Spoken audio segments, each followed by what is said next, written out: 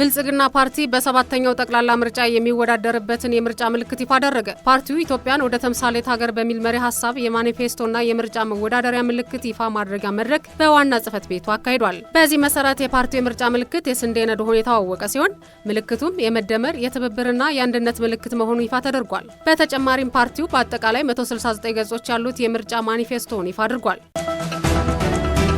የውጭ ጉዳይ ሚኒስቴር የአፍሪካ ህብረት የመሪዎች ጉባኤና የስራ አስፈጻሚ ምክር ቤት መደበኛ ስብሰባ እንዲሁም የጣሊያን አፍሪካ ጉባኤ ላይ የሚሳተፉ 20 እንግዶችን ለማስተናገድ ዝግጅት ተደርጓል አለ። የ39ኛው የአፍሪካ ህብረት ጉባኤና የጣሊያን አፍሪካ ጉባኤዎች የማብሰሪያ ስነ ስርዓት ተካሂዷል። በህብረቱ ጉባኤ ላይ 39 የአፍሪካ ሀገራት መሪዎች፣ የተባበሩት መንግስታት ዋና ጸሐፊና ምክትል ጸሐፊን ጨምሮ የተለያዩ ሀገራት መሪዎችና የተቋማት ኃላፊዎች የሚሳተፉ ይሆናል።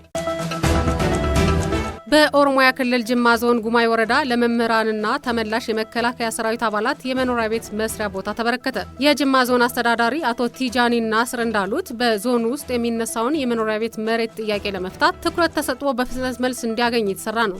የወረዳ አስተዳደሩ ከትግል ተመልሰው ለመጡ የሰራዊቱ አባላትና መምህራን በቶባ ከተማ የመኖሪያ ቤት ቦታ ሳይት ፕላን ከፍተኛ የስራ ኃላፊዎች በተገኙበት አስረክቧል።